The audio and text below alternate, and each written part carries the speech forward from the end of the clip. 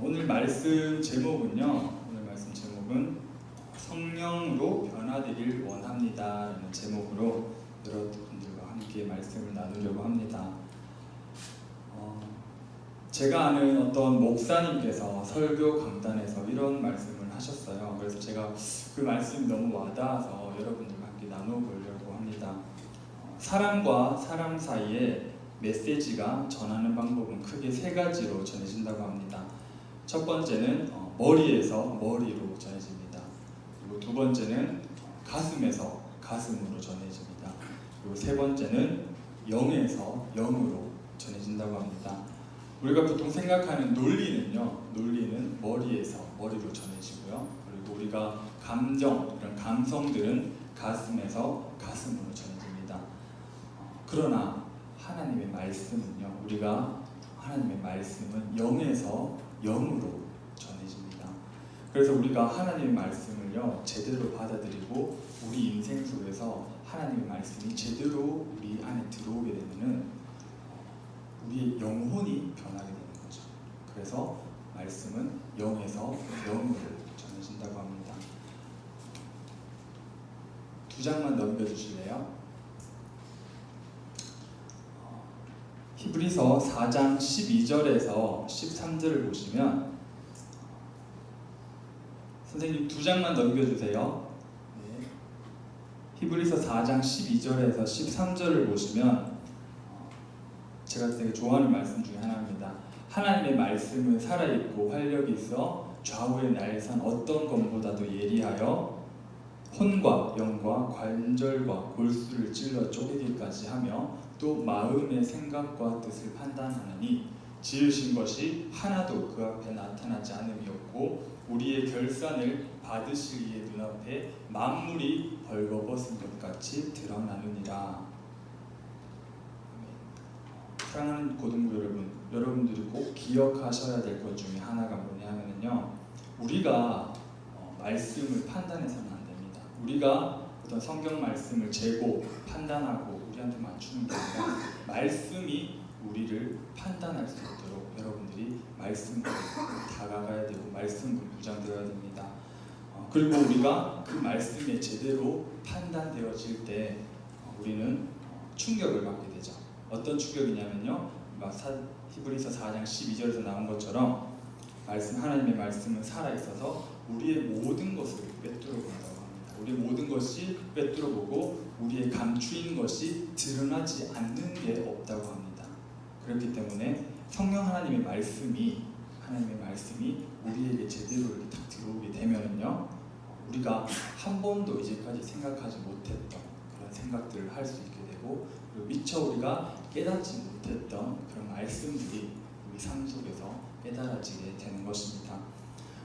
예수님께서는요, 오늘 본문 말씀처럼 예수님께서는 제자들에게 승천을 하시기 전에 어떤 말씀을 하시냐면요, 성령을 너희에게 선물로 주겠다라고 이야기를 하십니다.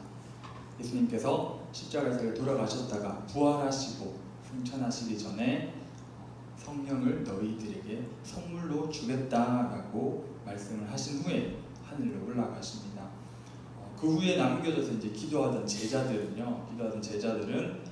오순절날 마가의 다락방에서 예수님께서 약속하신 그 성령을 받게 됩니다.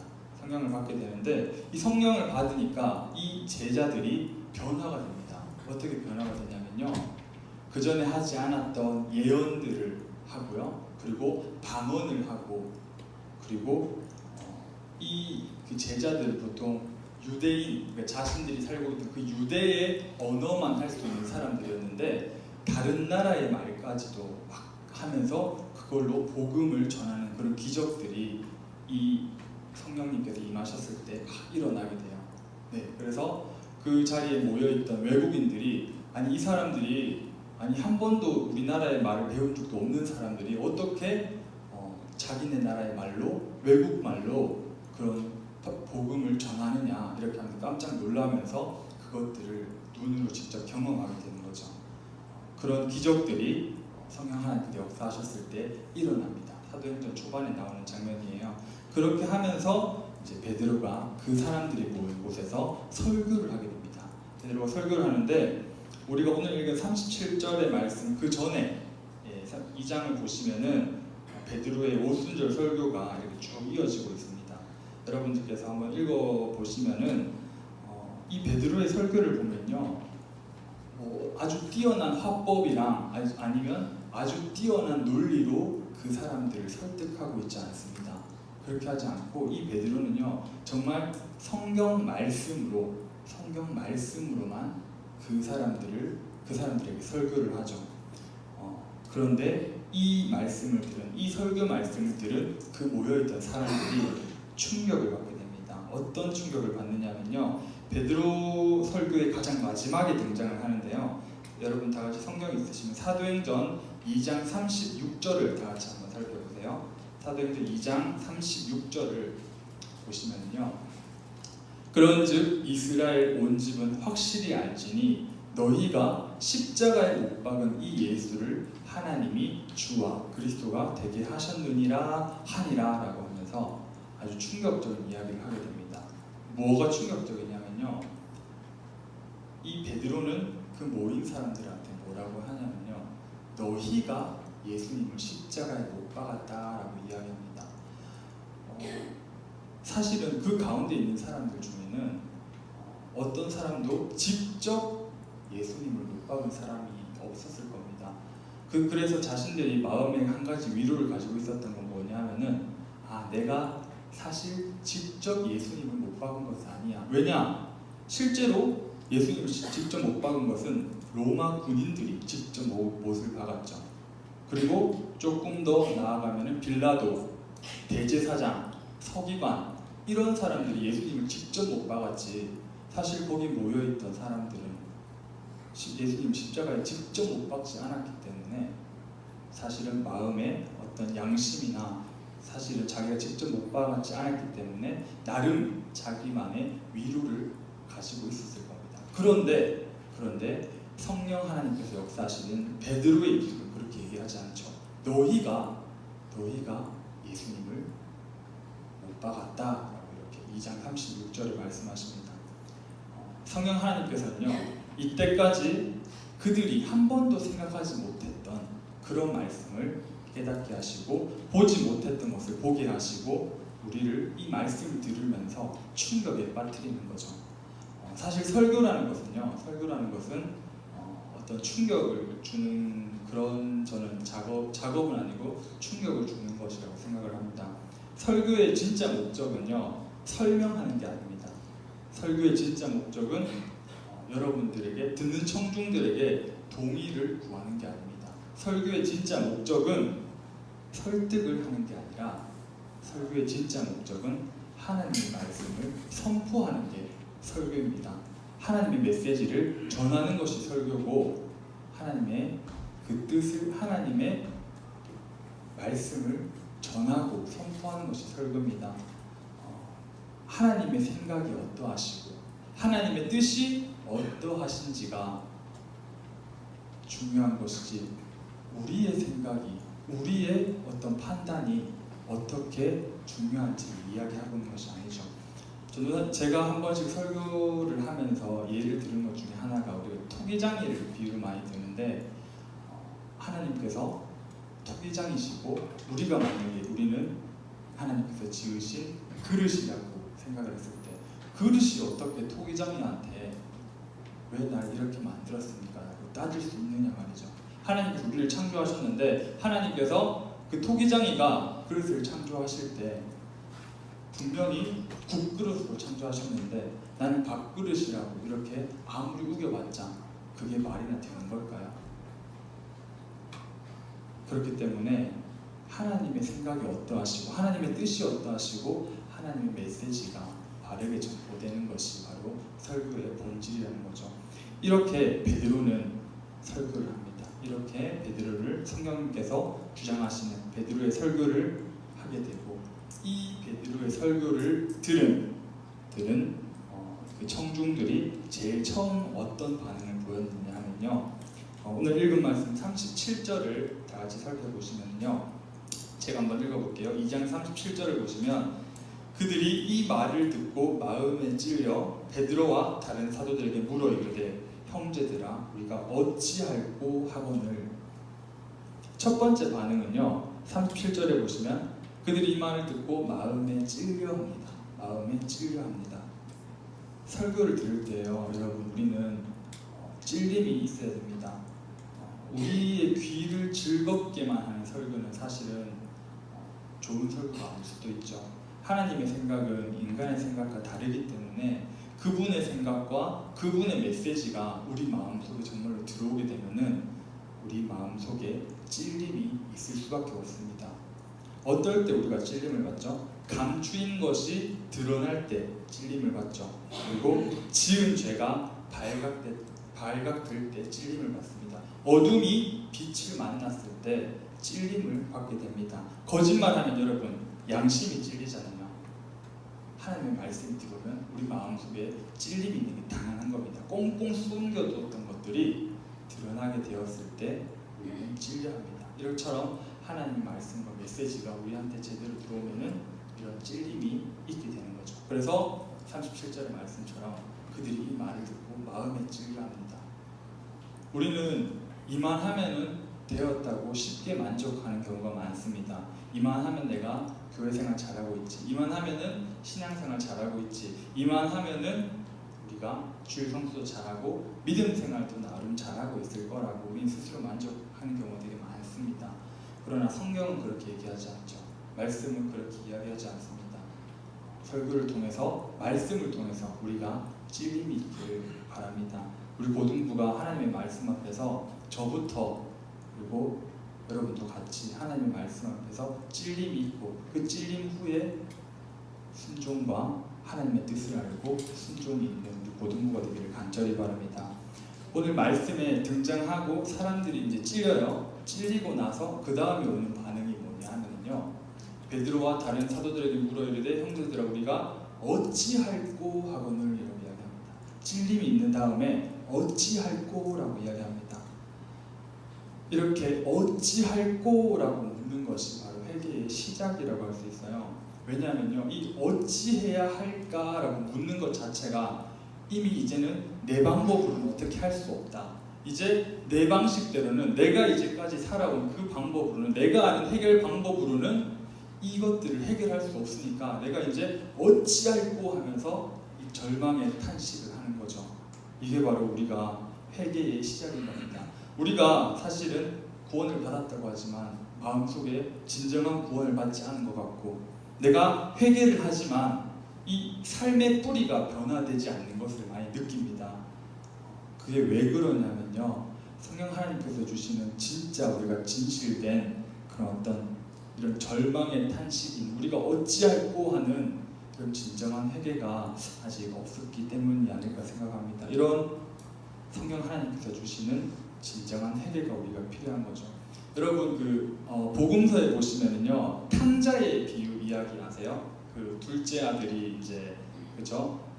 아버지가 계셨는데 아버지한테 이제 자기한테 물려줄 유산을 먼저 다 달라고 해서 타국으로 나가서 재산을 탕진하는 그런 스토리를 여러분들이 많이 알고 계실 겁니다. 사실 그 둘째 아들이 가진 생각은 이 재산이면, 이 재물만 있으면은 내가 모든 것을 해결할 수 있을 것이라고 생각을 하고 나갔지만 그 재산을 그 가운데서 다 탕진하고 타지 가운데서 절망 가운데 내가 어찌할꼬라고 이렇게 이야기를 합니다. 탕자의 비유 성경을 보시면요, 내가 어찌할꼬라고 이야기를 합니다. 왜냐? 내가 이제 더 이상 내 방법으로는, 내가 알고 있는 방법으로는 더 이상 어떻게 할지 모르니까 정말 그 절망 속에서 하나님께 탄식을 하는 거죠. 내가 어찌할꼬. 그랬을 때 생각나는 것이 누구였죠? 바로 아버지였습니다. 우리가 이런 어찌할꼬, 절망의 탄식 속에 정말 진정한 회개가 되면은요, 아버지, 바로 우리 하나님이 생각날 수밖에 없는 거죠. 그것을 그 성경 말씀이 이야기합니다. 하나님 말씀이, 우리가 말하는, 우리가 배우는 이 하나님의 말씀이 우리 마음속에 온전히 들어와서 우리 마음속에 찔림이 있고, 그 찔림 후에 정말 우리가 회개, 하나님께서 주시는 진정한 회개가 있기를 예수님의 이름으로 간절히 소망합니다. 이 어찌할꼬 하는 탄식하는 그 사람들에게 이제 베드로는 어떤 해결책을 제시해주고 있습니다. 너희가 회개하고 예수 그리스도의 이름으로 세례를 받으면 죄 사함을 받고 성령을 선물로 받을 것이라고 이야기합니다. 어찌해야 할지 모르는 사람들에게, 내가 앞으로 어떻게 해야 될지 어찌할 거라고 묻는 사람들에게 올바른 방법을 제시하고 있습니다. 그러자 그 말씀을 믿고, 그 선포되는 말씀을 믿고 사람들이 회개를 하고 세례를 받고 죄 사함을 받고 성령을 받습니다. 성경에 나오는 것을 보면요, 41절에 보면은 그 말씀을 듣고 3,000명이나 전도된다고 합니다. 그날 신도의 수가 3,000명이나 더하더라라는 말씀으로 베드로가 정말 예수님의 말씀만 전했을 뿐인데 이런 역사가 일어나게 되는 거죠. 이게 바로 우리가 이 교회의 시작입니다. 초대 교회가 세워지는 시작이고요. 이 성령으로 정말 변화받은 사람들이 모여서 이런 초대 교회가 세워지게 됩니다. 그리고 이 초대 교회가 세워지고 나서는 이제 어떻게 사람들이 살아가고 어떻게 신앙생활을 하는 것이 사실은 가장 우리들에게 본보기가 되겠죠. 그렇기 때문에 다 같이 오늘 본문 말씀 42절에서 47절까지 다시 한 번만 더 읽어보겠습니다. 다 같이 성경 한번 보시고요. 42절에서 47절까지 다 같이 한 번만 더 읽어볼게요. 제가 한 절 읽고 여러분들이 한 절 읽어주세요. 그들이 사도의 가르침을 받아 서로 교제하고 떡을 떼며 오로지 기도하기를 힘쓰니라.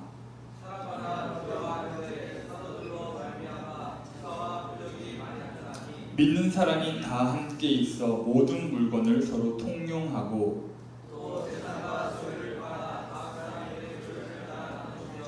날마다 마음을 같이하여 성전에 모이기를 힘쓰고 집에서 떡을 떼며 기쁨과 순전한 마음으로 음식을 먹고 하나님을 찬미하며 또 온 백성에게 칭송을 받으니 구원받는 사람을 날마다 더하게 하시니라. 아멘. 이처럼 이 초대교회 성령을 받은 이 3,000년 더 있던 이 제자들과 신도들이 변화된 모습 속에 42절부터 47절까지 이렇게 살아갔다고 전하고 있습니다. 이렇게만 읽으면은 뭔가 정리가 안 될 수도 있을 것 같아서 제가 3가지 정도로 정리를 해보았습니다. 말씀을 3가지 정도로 정리를 해보았는데요. 첫째, 우리는 예수님을 자랑하는 고등부가 되어야 됩니다. 우리는 예수님을 자랑하는 고등부가 되어야 됩니다. 선생님 조금만 더 넘겨주실래요? 첫째는 우리는 예수님을 자랑하는 고등부가 되어야 하고요. 예수님이 승천하신 이후에 가롯 유다를 제외한 11사도와 예수님을 따랐던 사람들은요, 오순절 아침에 성령님이 임하자 가장 먼저 거리로 나가서 예수님을 자랑하였습니다. 그들은 다른 것은 안 외쳤어요. 다른 것은 전혀 외치지 않았고 예수님의 십자가와 부활만을 외치고 다녔습니다. 그러자 오순절을 지키기 위해 예루살렘으로 올라왔던 그 많은 유대인들과 이방인들이 복음을 받아들였습니다. 그렇기 때문에 이 역사하심을 보고 우리가 배워야 할 것은 우리는 언제나 어디서나 예수님을 자랑해야 된다는 거죠. 사실 우리가 자랑하지 않으면 누가 자랑할까요? 예수님을. 그렇죠? 그렇기 때문에 우리를 위해 죽으신 예수님만을 자랑할 수 있는 고등부가 되어야 합니다. 두 번째는 우리 이 초대교회 모습을 보고 모이기를 힘쓰는 고등부가 되어야 됩니다. 초대교회는요, 아까 말씀이 나온 것처럼 아주 자주 모였습니다. 성전에서도 모였고 집에서도 모였고 46절에 보면은 날마다 마음을 같이하여 모였다고 합니다. 그들이 모여서 그냥 놀고 먹은 것이 아니라 모여서 함께 사도의 가르침을 받았고 그리고 교제하며 기도하였습니다. 단순히 놀려고 모인 것이 아니라 하나님의 영광이 되는 그런 모임들을 많이 가지라는 겁니다. 예배가 될 수도 있고 기도회가 될 수도 있고 수련회가 될 수도 있고 어떤 제자 훈련이나 많은 것들이 될 수도 있고 전도가 될 수도 있겠고 봉사가 될 수도 있겠고 이런 모든 것들 안에서 하나님 영광을 돌릴 수 있는 모이기를 힘쓰는 고등부가 되어야 합니다. 세 번째는요, 말씀을 사모하는 고등부가 되어야 합니다. 우리는 우리를 보통 고등부를 일컬을 때 신앙 공동체라고 이렇게 우리는 얘기를 합니다. 신앙 공동체라고 이야기를 하는데 이 신앙 공동체의 뜻이 무엇이냐면요, 하나의 신앙을 같이 고백하는 사람들을 신앙 공동체라고 합니다. 우리는 같은 신앙을 가지고 있고요, 그리고 그 같은 신앙을 통해서 우리가 공동체라는 관계가 형성되어 있습니다. 당연히 이 신앙의 중심은 누구냐면요, 하나님이십니다. 신앙의 중심은 하나님이시기 때문에 우리는 당연히 하나님에 대해서 더욱더 잘 알아야 되고요, 하나님 우리가 제대로 알아야지 어떤 이단이나 사입이나 이런 곳에 빠지지 않을 수 있겠죠. 그렇기 때문에 말씀을 사모하고 성경을 읽고 성경을 공부하는 것을 절대로 소홀히 해서는 안 됩니다. 하나님의 말씀을 더욱더 사모하는 고등부가 되기를 간절히 바랍니다. 그래서 하나님을 아는 지식과 사람을 아는 지식이 더욱더 풍성해지는 고등부가 되기를 바랍니다. 말씀을 정리하도록 하겠습니다.